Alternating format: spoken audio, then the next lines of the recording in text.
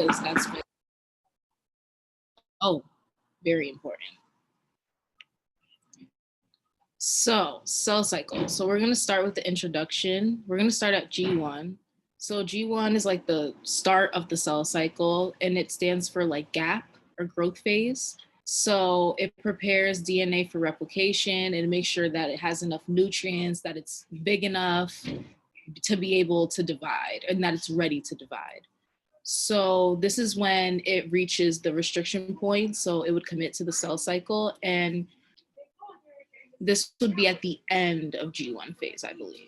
So then there's G0, which was what most cells are in when they're not dividing, they're just alive, growing. So then there's S phase, which is synthesis, and this is when the DNA gets synthesized. And then G2 is the second growth phase. So it prepares the chromosomes to be able to segregate in M phase, because M phase is when all of the DNA gets replicated.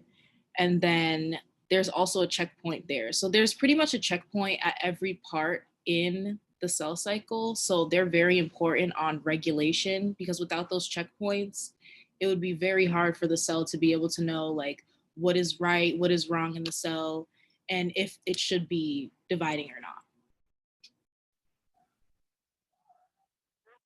Oh, right. And then M phase is for chromosome segregation. So prophase, metaphase, anaphase, telophase, and then the metaphase checkpoint, which is the main checkpoint during M phase. So we also talked about CDKs. So CDKs are the master cell regulators.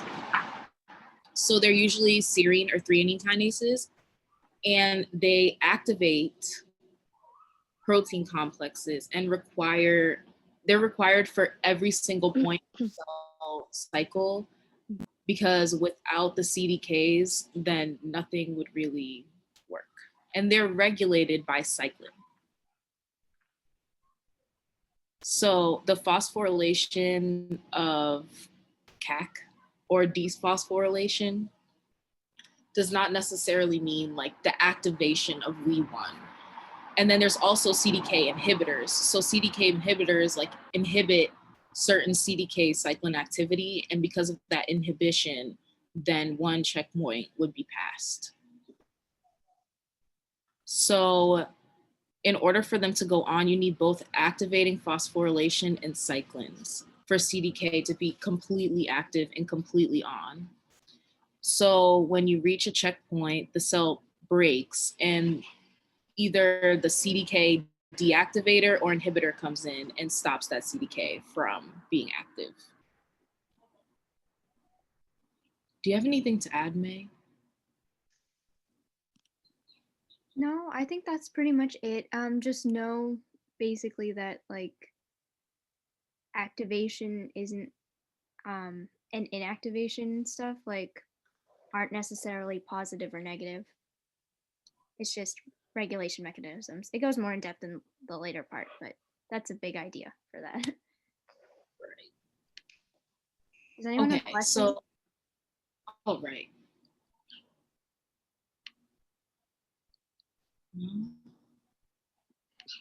I'll keep going. Okay, so next we have the cyclins, which regulate CDK, and they're required for CDK kinase activity. That's how it regulates the CDK. So it activates CDK's kinase activity, and it tells CDK what to phosphorylate during the cell cycle. So cyclin is regulated through transcription and translation, and these are at specific points in the DNA and at specific points during the cell cycle. And then there's also ubiquitin-mediated proteolysis, which would lead to the destruction of the cyclin. And each cyclin is phase specific.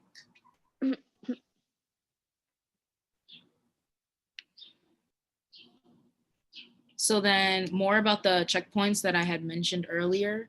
So they're to make sure that if there are problems in the cell while it's dividing, that it gets fixed before it moves on to the next stage or next phase.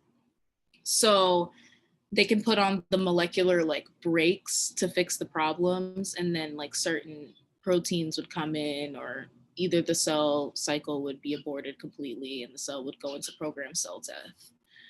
And that's just only if the problem cannot be fixed within the cell. So you can see that there's one, oh, the pointer, here we go. So there's one in G1, which stops for damaged DNA. Then there's one in S phase, which is for unreplicated or damaged DNA during the DNA replication. And then there's one also in G2 for more DNA damage and to make sure that the cell is the right size in order to replicate. And then there's also one in M phase for chromosome misalignment. So this is just an example of like if a cell was going through and had cell cycle arrest. So in the example, it says your cell finds a DNA mutation in G1. So what happens? So P53 gets activated. So we know from class that P53 is a transcription factor and a tumor suppressor and responds to DNA damage, mostly in G1. And so the P53 activates transcription of P21, and that inhibits cyclin CDK complexes. So if the CDK is inhibited, it would put a brake on the cell, and the cell wouldn't be able to go to the next part of the cell cycle, and it would have to stop to fix the damage. So if the damage is irreversible, then P53 would signal for apoptosis or programmed cell death. But if P53 is produced heavily, then it would be regulated or it would be inactivated based on how much is needed in the cell.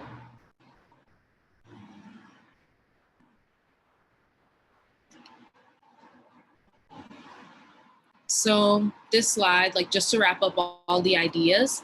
So the cell cycle events happen in a certain order. You should definitely know that order. And then the cell cycle involves cyclical activation and deactivation of proteins. So this is your CDKs becoming active or inactive in quotations. And this all happens by phosphorylating of ATP. And you also need to know that CDK must be bound to cyclin in order to be active. So if it's not bound to cyclin, then it can't be active and it can't start the cellular process to go to the next phase of the cell cycle. And CDK regulates particular proteins in different phases of the cell cycle. So each phase of the cell cycle has its own cyclin, and the cyclins are created and degraded continuously throughout the cell during the cycle. And lastly, it's the regulation for proper functioning requires activation, deactivation, and inhibition. So this would be of your CDKs and your cyclins. And you don't really want to think of them as like more positive or more negative than the other. It's kind of like you're trying to get the right amount to where you can get to the next stage in the cell cycle, if that makes sense. Does anybody have any questions?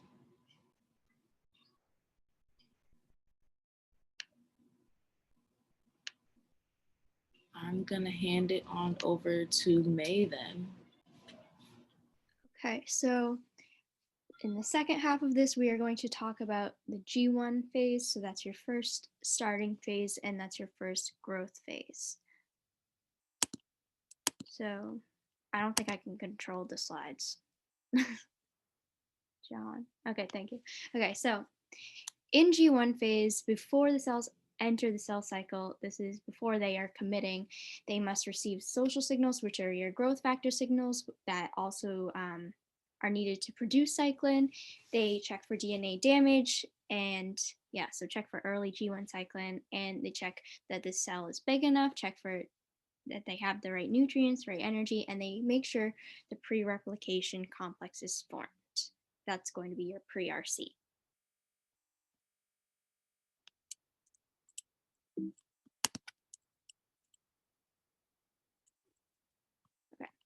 Now, the pre-RC is formed when activated CDK levels are low in G1 phase because you only want the pre-RC to form once. You don't want multiple pre-RCs to be formed during the cell cycle. So CDK inhibits the formation of pre-RC in the rest of the cell cycle. So that's why you need it to happen when CDK levels are low, because if CDK levels are low, then there's not as much CDK to inhibit the formation of the pre-RC.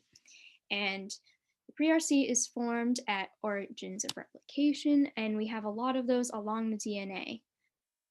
So in this step, or in this formation, what happens is your first step is you have the ORC complex, and that binds to the origin site. ORC is an ATPase, and in order for it to be bound to the DNA, it's regulated by ATP binding and hydrolysis. That controls whether the ORC is bound to the DNA. After the ORC is bound to the DNA, it's going to recruit CDC6, and that's also an ATPase. Because of this, once CDC6 is there, it's going to recruit CDT1. And those two are going to regulate whether MCM27, that's a helicase, which is also an ATPase, is going to bind. So with that, it regulates the loading.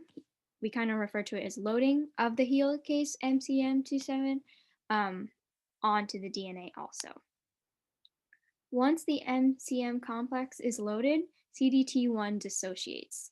So the proteins that are left over are what you call the pre-RC. So CDT1 isn't part of the pre-RC. It's all the other proteins. And then in general, if the pre-RC isn't formed, you're not going to have DNA replication. Does that make sense, or does anyone have any questions? What does that mean if ORC is ATPase and also CDC6 is ATPase? Like, what ATP do they hydrolyze? It's just I think it's just a regulation mechanism on whether or not they can bind, right, Jahan? So I think that the ATP that they cleave off is from the CDK, correct? I think so. I think just know that they're ATP. Because here in the picture it has like CDC6 and then CDT is cleaved. So I assume that that would be like a phosphate. And then it forms the complex. I don't think CDT1 isn't cleaved though. It's CDC6 is recruiting CDT1. I'd say the hydrolysis and ATP binding, those processes, like that's what ATPase means. It means it's like functioning, it uses ATP. So I think that it's just saying like whether or not it regulates the binding of them to the DNA with ATP.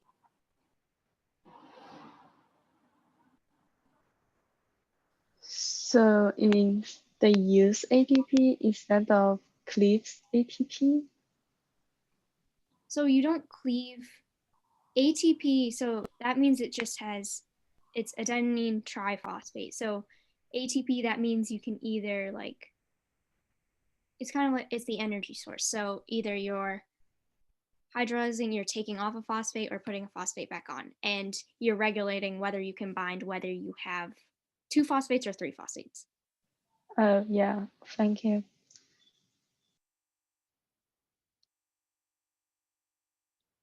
Any other questions?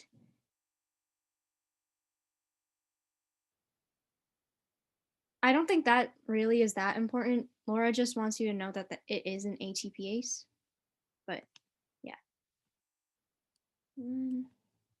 Okay, so after the pre-RC is formed, it's going to recruit other proteins to create the pre-IC.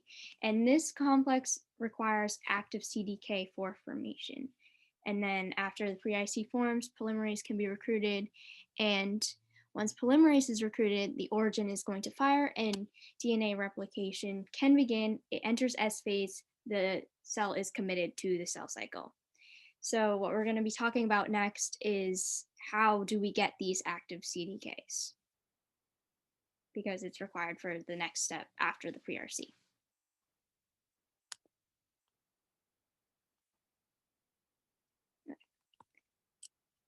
So in order for CDKs to get fully activated, they need to check that they have all the nutrients, have a growth factor signal, all that we already talked about. The pre-RC is formed.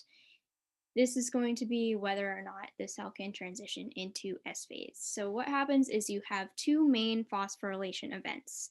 If you have your CDK complex, you can see you have your CDK and you have your cyclin.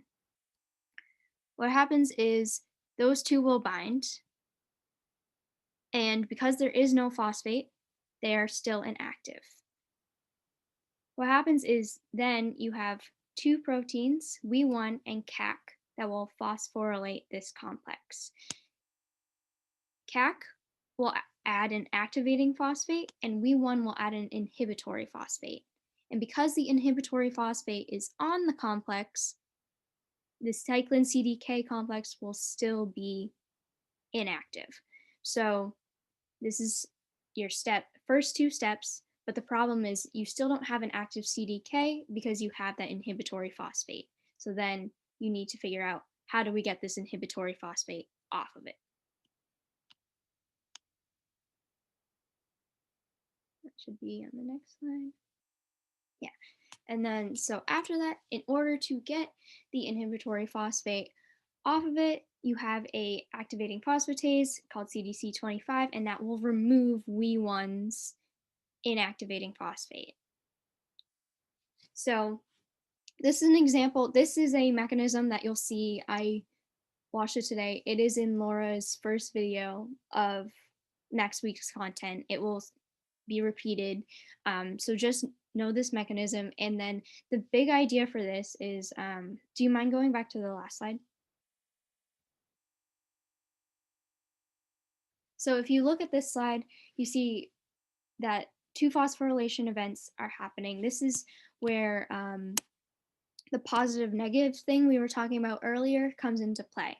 So you have your CAC that adds an activating activating phosphate, and you have WEE1 that adds your inhibitory phosphate. Both of those perform phosphorylation, but that doesn't mean that they're activating and making the cell process continue further. Like, it doesn't mean that phosphorylation is always going to be activating. So keep in mind that WEE1, even though it is performing phosphorylation, it is still inhibiting a cell process. So it's part of knowing what regulation is in this process. That's what it is. That should be good there. Okay, so once you have your CDK is active, the inhibitory phosphate is removed, you're going to want to transition into S phase. So what happens is your activated CDK is going to phosphorylate a protein RB. Normally, if RB isn't phosphorylated, it is bound to another protein called E2F, and that is a transcription factor. And when RB is bound to E2F, it is inhibiting E2F's activity.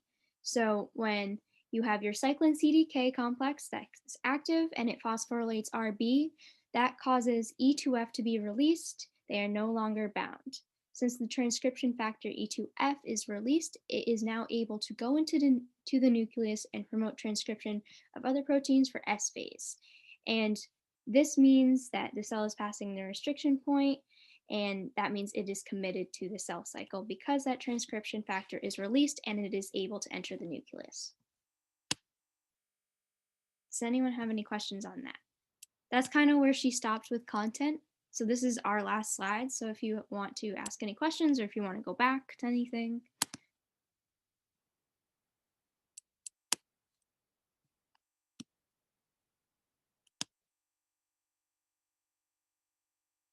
just let us know. I actually have one quick question. Yeah. So during G1, is this just like a clarifying question?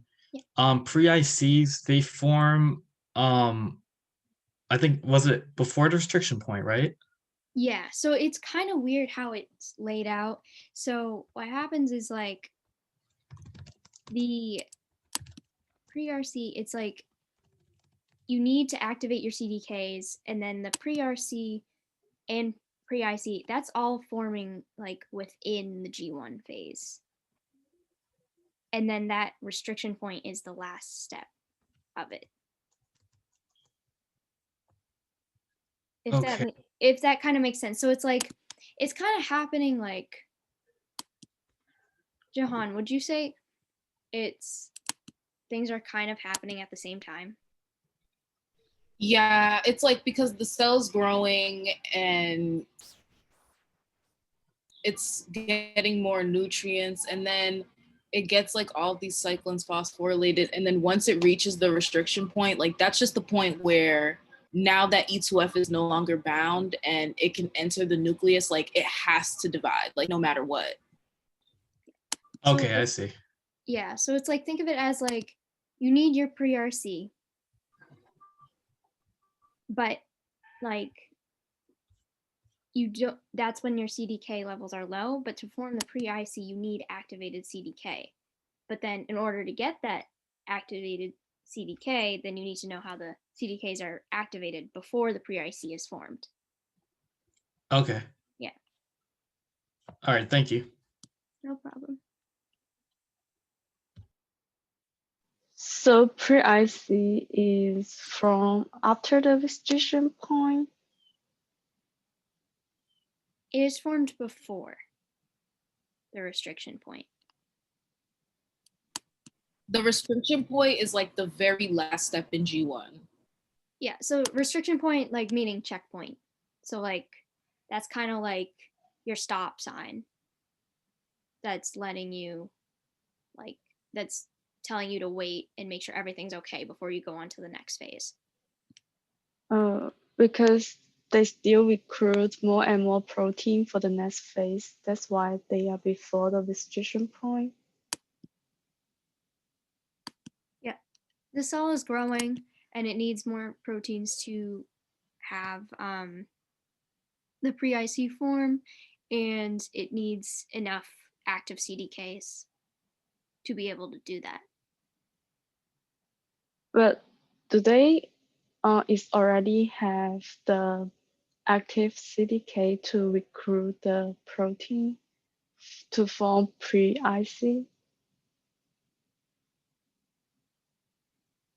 Are you asking if they have it? Yeah, I remember they have. In order to recruit more protein, they have CDK to help them. Yeah, that's right. But like you need the pre-IC in order for DNA replication to form.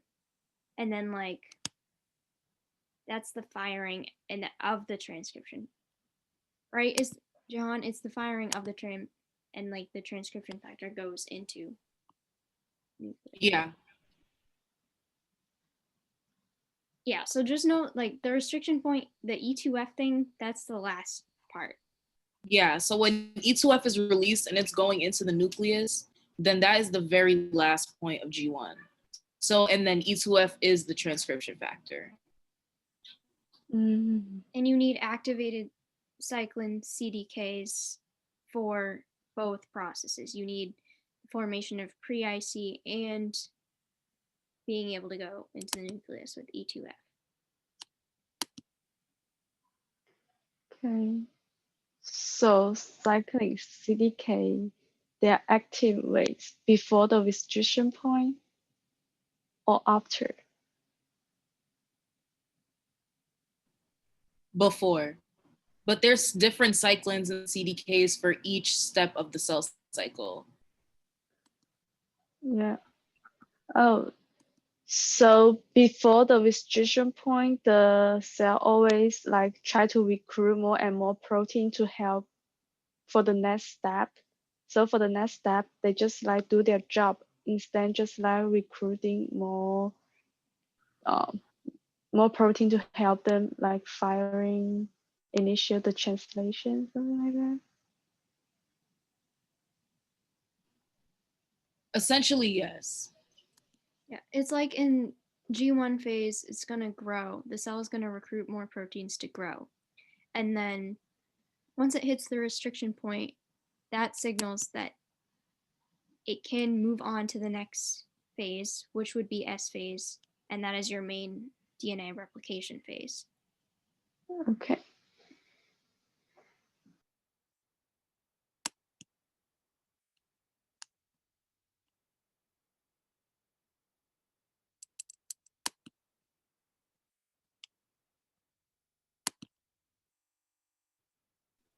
Any more questions?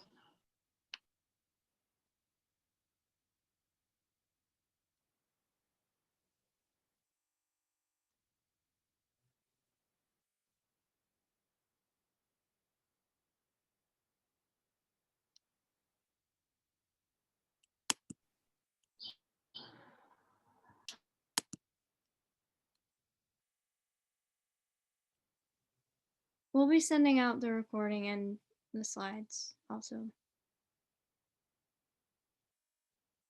Right, and it'll be posted to the class YouTube as well.